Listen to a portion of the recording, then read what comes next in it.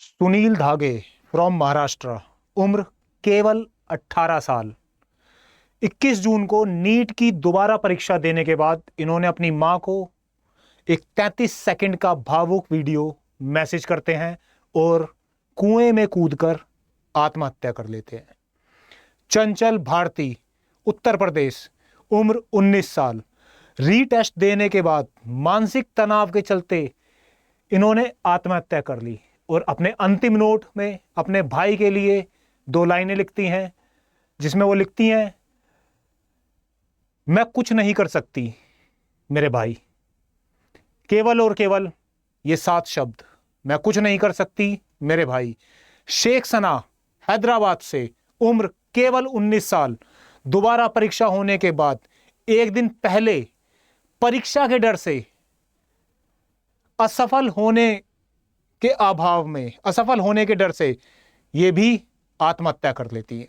नमस्कार, मैं राजन आप सबका स्वागत करता हूं इस चैनल पे, जिसमें आज हम पढ़ेंगे सुसाइड, आत्महत्या, जो फ्रांस के एक जाने माने समाजशास्त्री एमिल दुर्खिम हमें बताते हैं कि आत्महत्या क्या है।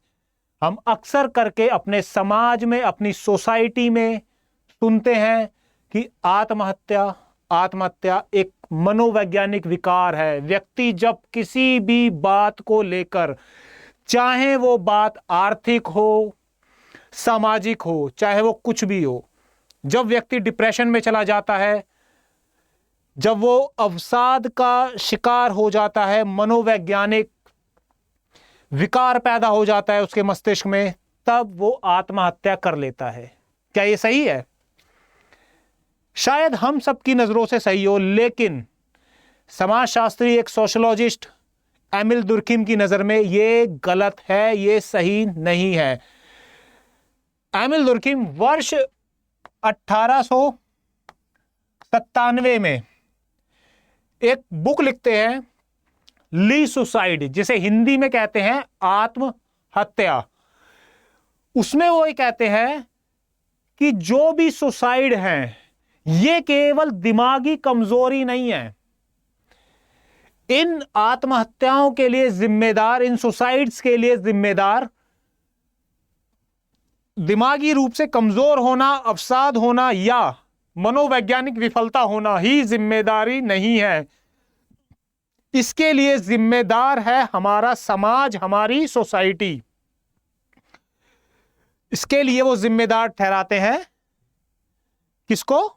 हमारी सोसाइटी को, कि सोसाइटी में ऐसे तत्व मौजूद होते हैं जो आत्महत्या को बढ़ावा देते हैं। अब आपके मन में एक सवाल जरूर आ रहा होगा कि समाज या सोसाइटी किस तरीके से आत्महत्या को बढ़ावा देती है। कौन सा समाज चाहेगा कि मेरे समाज के अंदर, हमारे समूह के अंदर आत्महत्याएं हों? आप पहले तो ये बुक का नाम लिख सकते हैं, ली सुसाइड। सुसाइड, इसको आप जब हिंदी में लिखेंगे तो लिखेंगे आत्महत्या।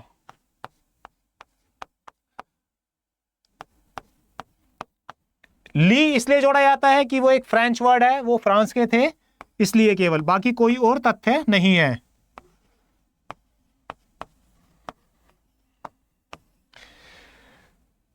तो 1987 में जब वो बुक लिखते हैं आत्महत्या, तो उसमें लिखते हैं कि आत्महत्या मनोवैज्ञानिक विकार ना होकर एक सामाजिक तथ्य है, एक सामाजिक विकार है।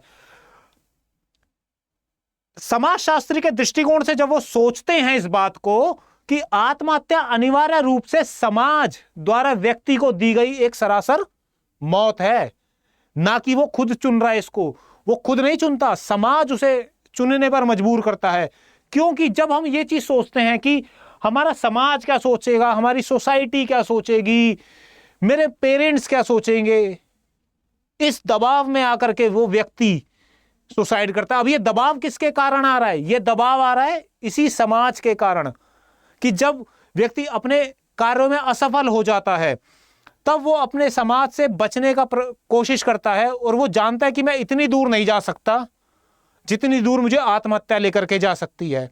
शायद वो संभलना भी नहीं चाहता, वो इतना मायूस और इतना टूट चुका होता है। आत्महत्या केवल व्यक्तिगत निराशा नहीं है। एमिल दुर्खिम कहते हैं आत्महत्या केवल व्यक्तिगत निराशा नहीं बल्कि एक सामाजिक तथ्य है, जैसा कि मैंने अभी आपको बताया। इसी के साथ साथ वो इनकार कर देते हैं इस बात को लेकर के कि समाज में जो भी सुसाइड्स होते हैं ये कभी भी इंसान की अपनी इच्छा के बल पर होते हैं, क्योंकि कोई भी व्यक्ति ये नहीं चाहेगा कि वो सुसाइड करे। आत्महत्या अनिवार्य रूप से समाज द्वारा व्यक्ति को दी गई मौत है, जैसा कि आपको बताया अभी। तो इसी के साथ ही एमिल दुर्खिम कहते हैं कि समाज के अंदर जो बैलेंस होता है ये दो स्तंभों पर टिका होता है। दो स्तंभ क्या होते हैं? एक होता है एकीकरण और दूसरा होता है नियमन। यानी कि एकीकरण क्या है? जब व्यक्ति का अपने समाज या अपने समूह से भावनात्मक रूप से जो जुड़ाव होता है वो काफी गहनता से हो या बहुत ही ज्यादा कमजोरी से हो। वो या तो अपने समाज अपने समूह से इतनी मजबूती से जुड़ा हो कि उस समूह के लिए कुछ भी कर गुजरे, या इतना ज्यादा अलग थलग हो कि वो अपने मन की बात भी ना बयां कर सके अपने समाज, अपनी सोसाइटी को, अपने परिवार को, अपने रिश्तेदारों को, अपने नातेदारों को। और जो नियमन होता है ये आता है रेगुलेशन पर। रेगुलेशन में क्या होता है कि या तो समाज इतना ज्यादा रेगुलेट कर दे, इतना ज्यादा दबाव डाल दे कि वो व्यक्ति हार करके आत्महत्या कर ले कि भाई ये समाज मेरे को जीने नहीं देगा और मुझे मार डालेगा, या फिर उसको बिल्कुल भी रेगुलेट ना करे, नियम एकदम से परिवर्तित हो जाएं, रेगुलेशन का टाइम ही ना हो, तो जाकर के सुसाइड बढ़ते हैं। देख सकते हैं आप कि नियमन क्या कहता है?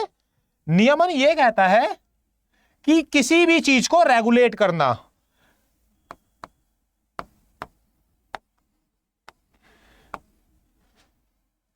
नियमन क्या है? किसी भी चीज को रेगुलेट करना। रेगुलेट में क्या होता है? जब हम समाज के लोगों को या तो काफी अधिक हम रेगुलेट कर लें या हम बहुत कम रेगुलेट करें।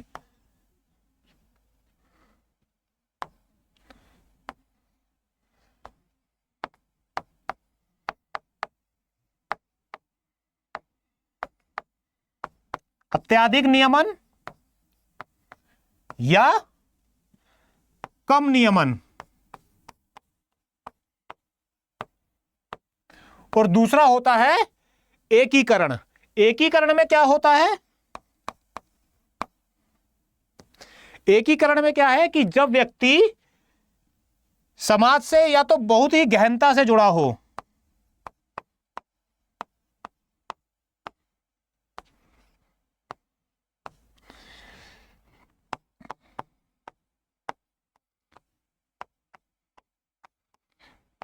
इसके कुछ एग्जाम्पल्स हम देखेंगे जिसमें यह बताया गया होगा कि किस तरीके से हम एकीकरण को बयां करते हैं, किस तरीके से हम नियमन को बयां करते हैं।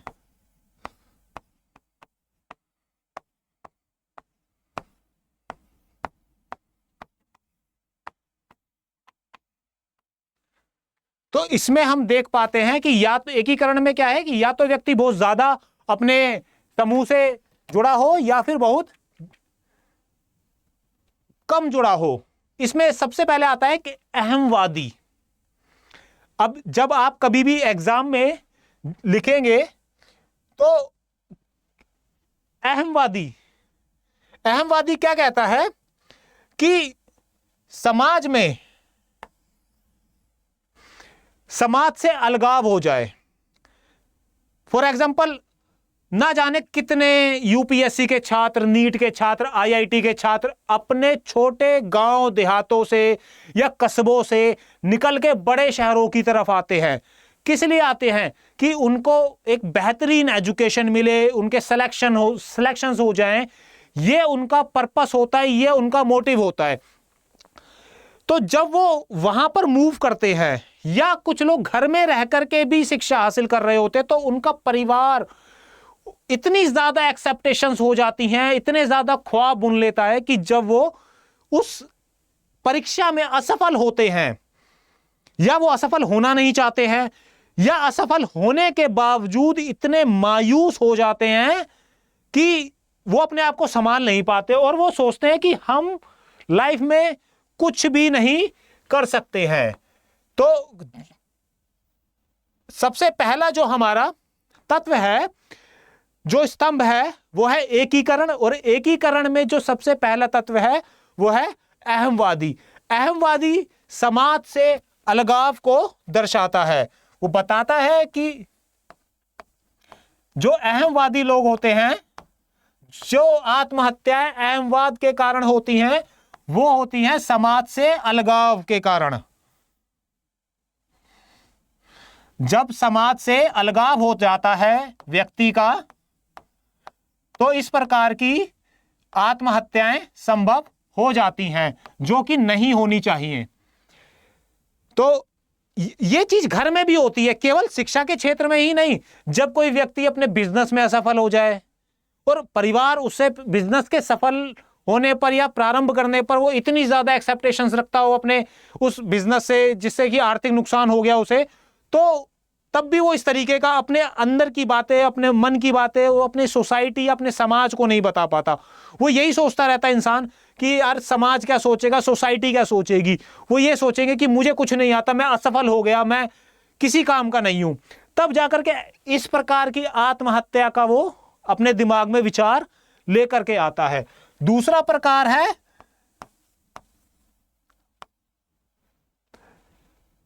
परार्थवादी। कौन सा? परार्थवादी। परार्थवादी में क्या होता है?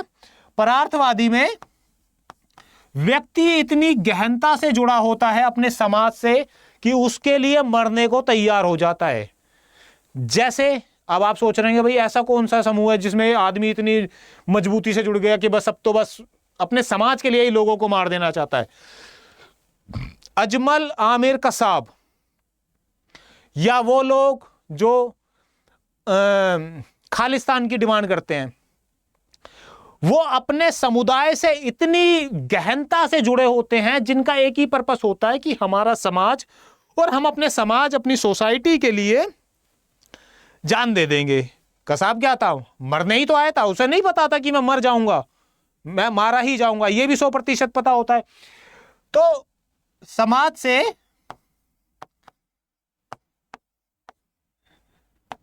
गहनता से जुड़ा होता है व्यक्ति।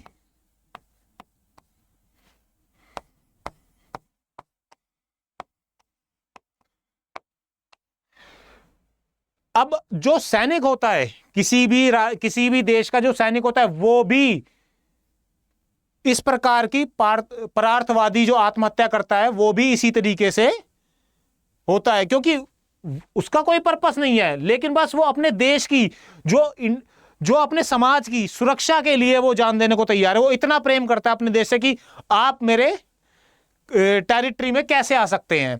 तो इस चीज को लेकर के वो अपनी सोसाइटी, अपने समाज, अपने देश से इतना ज्यादा गहन जुड़ाव महसूस करता है कि वो सामने वाले की जान लेने और अपनी जान देने पर भी उतारू हो जाता है। तीसरा होता है जो हमारा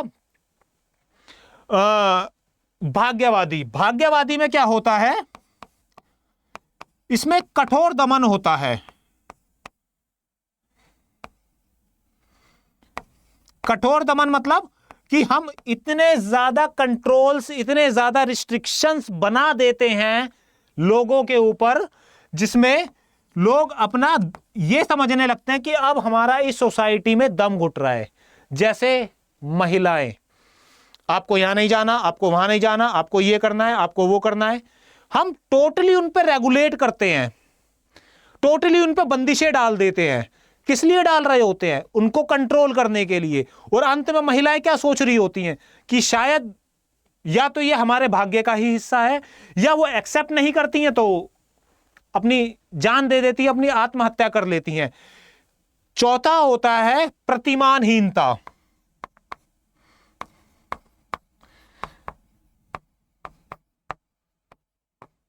प्रतिमानहीनता में क्या है कि बिल्कुल भी कंट्रोल ना होना,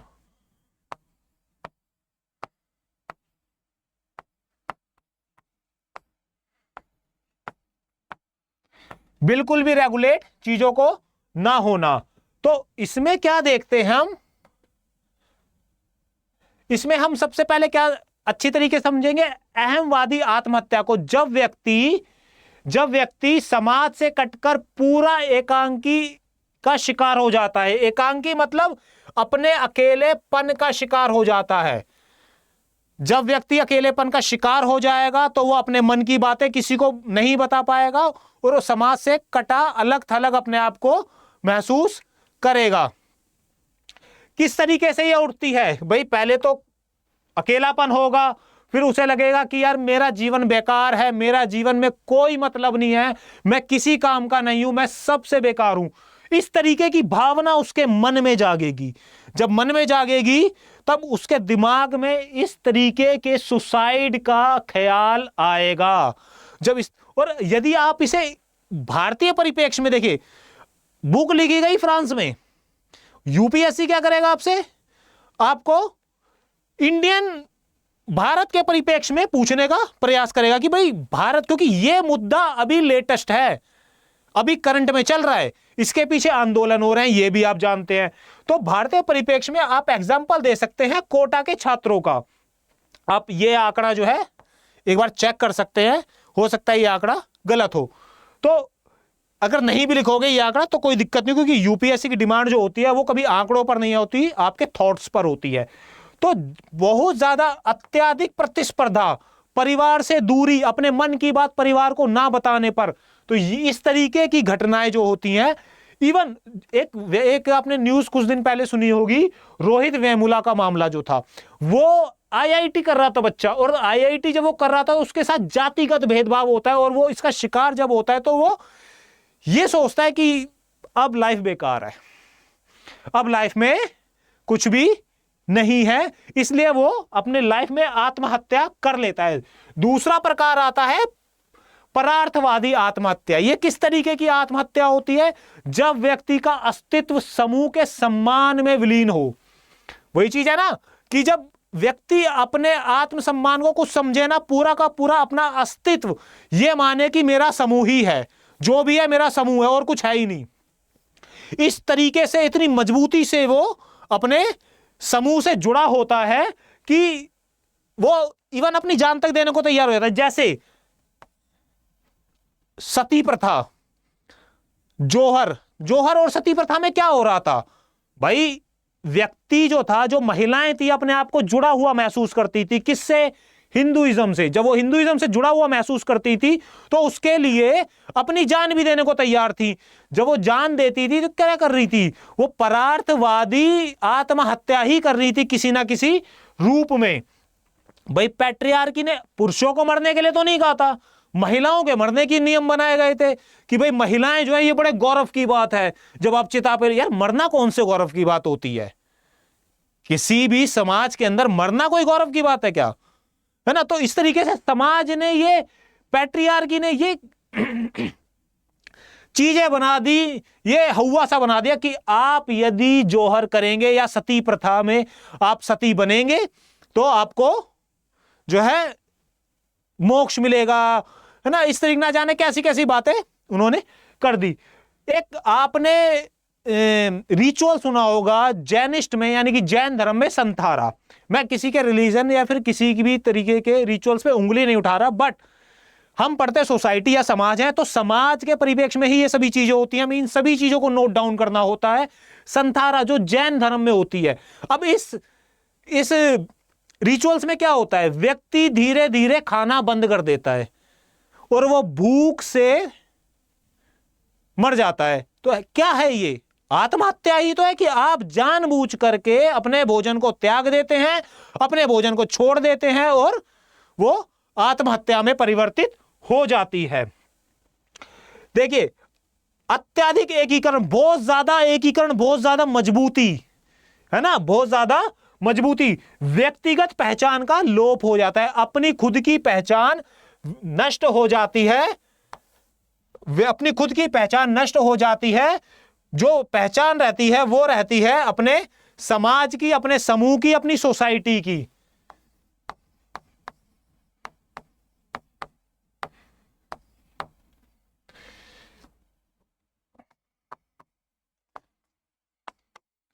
व्यक्तिगत पहचान समाप्त होना।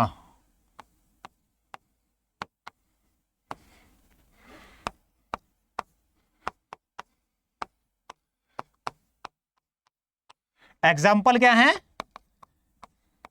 सती प्रथा,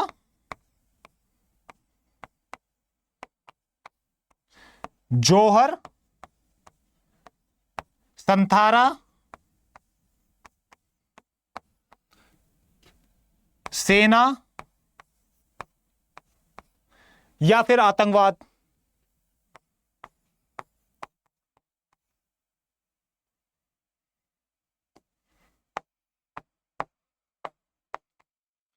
तो इन चीजों से वो व्यक्ति ग्रस्त होता है जब वो समूह के प्रति बलिदान देने को अपनी सबसे बड़ी तारीफ समझता है कि अरे वाह, मैं तो अपने समूह के लिए, अपने ग्रुप के लिए, अपने समुदाय के लिए जान देने पर उतारू हूं। जो इन इस पूरे गिरोह का सरगना होता है ना, वो जान नहीं दे रहा होता, नहीं, वो कलेक्शन कर रहा होता है, वो काली बंदों को बुला रहा होता है, आओ भाई आओ, तुम्हें अपने ग्रुप के लिए जान देनी है, अपने समूह के लिए जान देनी है। और अब कसाब को क्या बोला होगा? यही तो बोला गया होगा कि भैया तेरे को हमारा धर्म खतरे में, हमें उसे बचाना है।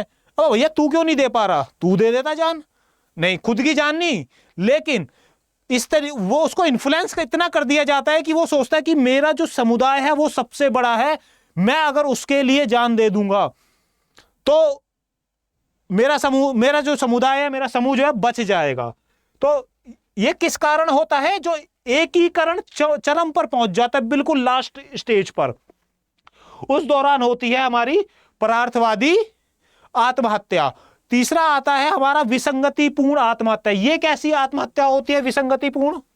विसंगतिपूर्ण आत्महत्या में जब अचानक आर्थिक संकट या सामाजिक मानदंड टूट जाएं, जब अचानक कोई ऐसी प्रॉब्लम आ जाए कि व्यक्ति या तो फाइनेंशियली लॉस के अंदर चला जाए, या फिर जो समाज के बनाए हुए तथ्य हैं, समाज के बनाए हुए रूल्स हैं, रेगुलेशंस हैं, वो एकदम से टूट जाए। जिस तरीके से स्मूथली तरीके से सोसाइटी चल रही थी, वो सोसाइटी विखंडित हो गई। विसंगतिपूर्ण आत्महत्या तब कही जाती है जैसे, भाई मान लीजिए किसी किसान ने अपने खेत के अंदर, किसी किसान ने अपने खेत के अंदर फसल बोई, फसल का नुकसान हो गया, बाढ़ आ गई या फिर कुछ और, वही कीड़ा लग गया, फसल का नुकसान हो गया। अब किसान कहां चला गया? आर्थिक संकट में। जब आर्थिक संकट में गया, अब वो विफल होगा। अब कर्जदार जो होंगे भाई उसको कर्जा मांगने आएंगे। अब वो दिमाग में क्या सोच रहा है वो व्यक्ति, वो किसान, वो ये सोच रहा है कि भाई जब मेरे से कर्जा मांगने आएंगे तो मेरी इंसल्ट होगी, मेरी बेइज्जती होगी, और मैं समाज में किसको मुंह दिखाऊंगा। इस तरीके के विचार, ये सब क्या कर रहे हैं? ये दबाव बना रहे हैं उसके ऊपर, दबाव बना रहे हैं कि भाई आप अगर ये नहीं कर पाए तो सोसाइटी में आप मुंह नहीं दिखा पाओगे। इस तरीके की ना जाने कितनी अवधारणाएं पैदा कर दी जाती हैं कि ठीक है, और जिसका हश्र क्या होता है? विसंगतिपूर्ण आत्महत्या। तो इस प्रकार की आत्महत्या में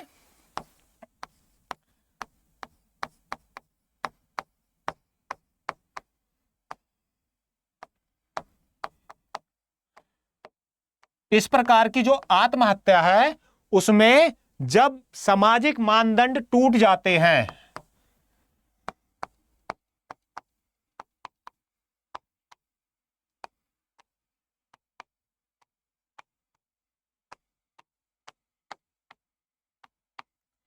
टूटने पर या फिर आर्थिक नुकसान पर।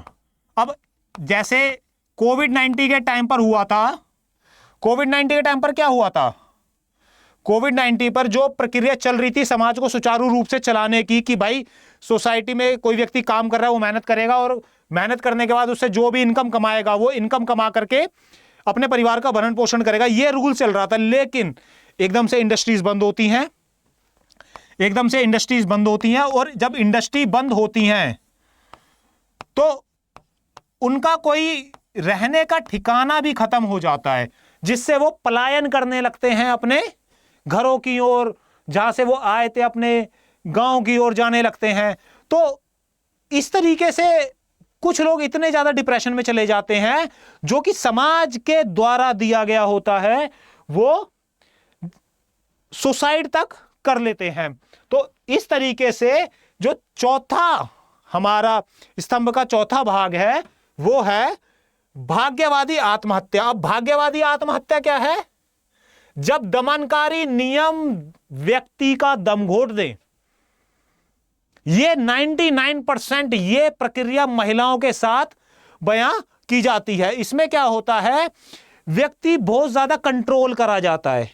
हमारी सोसाइटी में, खास तौर पे भारतीय समाज के अंदर, यह महिलाओं के साथ बहुत ज्यादा होता है। इसमें क्या होता है, इसमें व्यक्ति के साथ कंट्रोल जो किया जा रहा होता है, उसमें जैसे एग्जाम्पल के तौर पे आप देख सकते हैं, जो हाउसवाइफ होती हैं, घरों में रहती हैं, उनको घर से बाहर ना निकलना या बाजार में ना जाने देना, इवन अकेले, ठीक है, और किस तरीके से घर में रहना है, किस तरीके से नहीं रहना है, इस तरीके के बाउंडेशंस उनके ऊपर डाल दिए जाते। कई बार तो उनके काम करने, यानी कि उनके रोजगार, नौकरी करने तक पे बाउंडेशंस लगा दी जाती है, जबकि वो अपने मन से चाहती हैं कि वो नौकरी करें।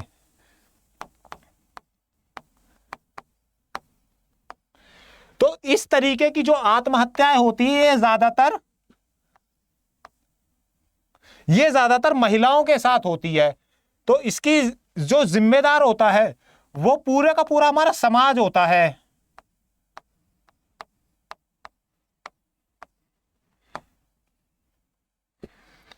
पूरा का पूरा समाज होता है। इसमें क्या हो रहा होता है कि ज्यादातर ये होता है महिलाओं के साथ।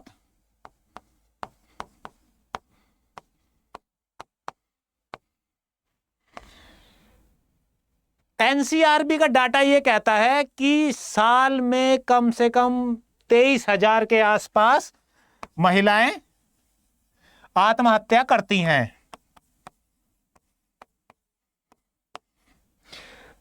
जिसे आत्महत्या करार दे दिया जाता है, लेकिन उसका करने वाला क्या होता, करने वाला कौन होता है? उसका समाज। समाज उसे मजबूर करता है कि आप सुसाइड कर लीजिए। समाज कह रहा है ये बात। कैसे कह रहा है? अत्यधिक नियमन, बहुत ज्यादा रूल्स एंड रेगुलेशन, स्वायत्ता यानी कि आजादी समाप्त हो जाती है। आप की जो स्वतंत्रता है उसको नष्ट कर दिया जाता है। मैं ये नहीं कह रहा कि आप कंट्रोल मत कीजिए, कंट्रोल ना करने पर भी आत्महत्या हो जाएंगी, और कंट्रोल किया तो भी आपको एक बैलेंस बनाना पड़ेगा। और बैलेंस किस तरीके से बनेगा? जो हमारी पुरानी पीढ़ी और नई पीढ़ी है, उनको आपस में कुछ समझौते करके, कुछ नई पीढ़ी की बात मान के, कुछ पुरानी पीढ़ी को अपनी चीजें छोड़ करके, इस तरीके से तो हम कर सकते हैं। वरना अगर पुरानी पीढ़ी चाहेगी भाई बस जो हमें दी गई वही चीजें सही थी, बाकी दुनिया गलत थी, तो ऐसा नहीं है। भविष्य अंधकार में उसको व्यक्ति को लगने लगता है, तब वो जाकर के ये सोचता है कि भाई मैं अब कर लूं सुसाइड। अब वो मरने पर उतारू हो जाता है। कारण इसका क्या होता है इस तरीके की आत्महत्या का? बहुत ज्यादा रेगुलेशन। जब समाज के जो नियम, परंपराएं, संस्थाएं हैं इतनी ज्यादा हावी हो जाती हैं, इतनी ज्यादा हावी हो जाती हैं महिलाओं के ऊपर, कि उनको लगने लगता है कि अब मेरा दमन हो रहा है, मेरा दम घुट रहा है इस समाज के अंदर, मैं जीना नहीं चाहती। जैसे जातिगत भेदभाव भी होता है। आप देखेंगे हाशिए पर जो वर्ग होता है उसके साथ भी भाई जातिगत भेदभाव होता है। अब जो हाशिए पर होता है उसके साथ किस तरीके का होगा? या तो अल्पसंख्यक समुदाय के साथ होगा, या जातिगत भेद पर होगा।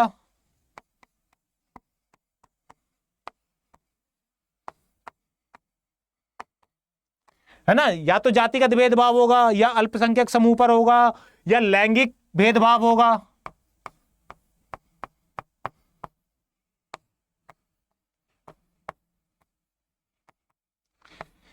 इस तरीके के भेदभाव होंगे। और प्रॉपर समाज में सभी लोग उसका साथ दे रहे होंगे, इवन ये लगा लीजिए। आगे चलते हैं तो यूपीएससी ज्यादातर इनमें क्या पूछती है, इनमें पूछती है अंतर, कि भाई समाज जो भारतीय परिप्रेक्ष्य में है उसको इसी टेबल के द्वारा समझाया गया है कि इन चारों में अंतर क्या है, जो आपको मैंने ऑलरेडी बता दिए है कि इन चारों में भाई अहमवादी जो है वो अत्यधिक एकीकरण के कारण होगा। इसमें क्या होगा, अलगाव और एकांकीपन हो जाएगा, व्यक्ति अलग थलग अपने आप को महसूस करने लगेगा। एग्जाम्पल कोटा के छात्र और रोहित वेमुला। फिर दूसरा है परार्थवादी। परार्थवादी में क्या होगा भाई, बहुत ज्यादा एकीकरण होगा, बहुत ज्यादा अपने आप को जुड़ा हुआ महसूस करेगा अपने समाज से, अपनी सोसाइटी से। पहचान का विलोप हो जाएगा, खुद की पहचान ही खत्म।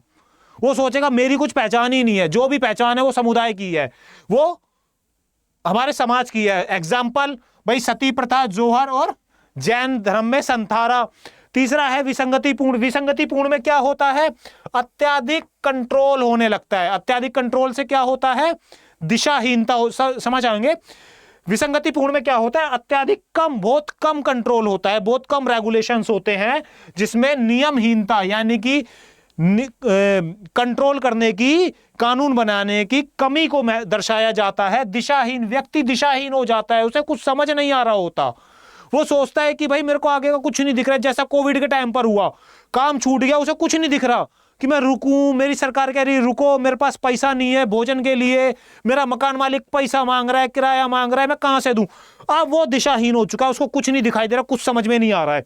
जब उसे कुछ समझ में नहीं आता तो क्या करता है, या तो सुसाइड करेगा या इसका प्रयास करेगा। जैसे भाई किसान आत्महत्या कर लेते हैं, कोविड के समय में प्रवासी जो भारतीय प्रवासी थे अपने अपने घरों की तरफ लौटे थे, ना जाने कितनों ने आत्महत्या कर ली होंगी, क्योंकि उस समय तो कोविड की न्यूज चल रही थी, तो हमें तो ये न्यूज सुनने में भी नहीं आई होगी। अंतिम है भाग्यवादी। भाग्यवादी में क्या होता है, बहुत ज्यादा कंट्रोल होता है, व्यक्ति अपना दमन और अपनी स्वतंत्रता का अंत समझता है कि भाई अब मेरे को जो है मेरी स्वतंत्रता खत्म हो चुकी है, विनाश हो चुकी है।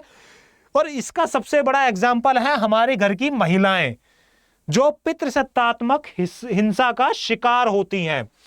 तो भारत में जब ये आत्महत्याएं हो रही हैं तो इसके कुछ नियम भी बनते हैं कि भाई इसको कंट्रोल कैसे किया जाएगा। कंट्रोल करने के लिए भाई संस्थागत एकीकरण कर सकते हैं हम, जैसे काउंसलिंग बिठा देना। जो हमारे समूह है उनको इतना ओपन करना हमें पड़ेगा कि जो बच्चा है या जो भी इस प्रकार की आत्महत्या से ग्रस्त व्यक्ति है, वो अपने मन की बात को अपने समाज में, अपने लोगों के द्वारा, अपने पेरेंट्स को या अपने किसी भी परिवार के एक हिस्से को यह बात कह सके। जब वो ये बात कहेगा तो हम इस तरीके की आत्महत्या को रोक पाएंगे। आर्थिक रेगुलेशन, इकोनॉमिकल रेगुलेशन, हमें इस तरीके के जो आर्थिक संकट होते हैं उसको रेगुलेट करने के लिए हमें कुछ नियम बनाने पड़ेंगे। किसानों को भाई जो इस तरीके के ग्रस्त किसान होते हैं उनके लिए, उनको हमें और ज्यादा सहायता देनी पड़ेगी। हमने कुछ ऑलरेडी सहायताएं दे रखी हैं, जैसे बीमा का करवाना, फसल बीमा करवाना, और भी ज्यादा प्रॉब्लम्स आने पर हमें उनको फाइनेंशियली हेल्प करनी चाहिए ताकि वो इस तरीके की आत्महत्या को हम रोक सके। दमनकारी नियमों को खत्म करना, भाई जो इस तरीके के महिलाओं को रेगुलेट करने के नियम होते हैं उनको हमें खत्म करना पड़ेगा, हमारी सोसाइटी को बदलना पड़ेगा। भाई जैसे घरेलू हिंसा, दहेज, पितृसत्तात्मक मानदंड के खिलाफ कानून सख्त से सख्त बनाने की हमें जरूरत पड़ेगी, क्योंकि जब तक हम ये कानून, ये नियम हम नहीं बनाएंगे तब तक हम कुछ नहीं कर सकते। तो आप नोट कर सकते हैं जो इसका समाधान है, समाधान आप नोट कर सकते हैं, क्योंकि जब एग्जामिनर पूछेगा तो समाधान जरूर लिखना पड़ेगा। इसमें क्या है,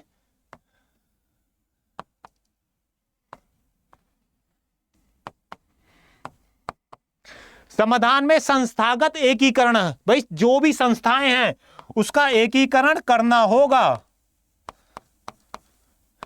क्योंकि अगर हम एकीकरण नहीं करेंगे तो हम अपने नौजवानों को या अपनी जनरेशन, आने वाली जनरेशन को हम खो बैठेंगे। अगला हैगा आर्थिक नियमन। आर्थिक नियमन भी हमें अवश्य करना होगा, क्योंकि किसान या फिर कोई भी व्यक्ति इस प्रकार से हर एक समाज में महत्वपूर्ण होता है, क्योंकि लोगों से ही तो इकोनॉमी चलती है। इकोनॉमी चलती किससे? महिलाओं को सेफ रखने के लिए या फिर जातिगत समूहों को बचाने के लिए, एक प्रकार का भेदभाव, चाहे वो लैंगिक हो या जातिगत भेदभाव हो, इसे रोकने के लिए हमें इन दमनकारी नियमों का खात्मा करना पड़ेगा। ऐसे हमें कानून बनाने पड़ेंगे जो इस प्रकार की एक्टिविटी को रोक सके।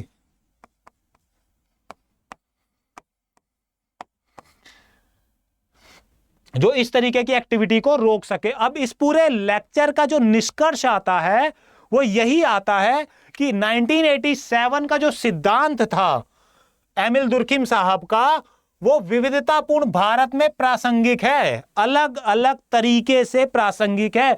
दुर्खिम का यह सिद्धांत सिद्ध करता है कि भारत में आत्महत्या का संकट केवल व्यक्तिगत मौतें नहीं है, केवल व्यक्तिगत सोचने की क्षमता नहीं है, व्यक्ति केवल और केवल विकारी रूप से, मानसिक रूप से प्रताड़ित है या डिप्रेशन में चला, केवल इतनी सी बात नहीं है।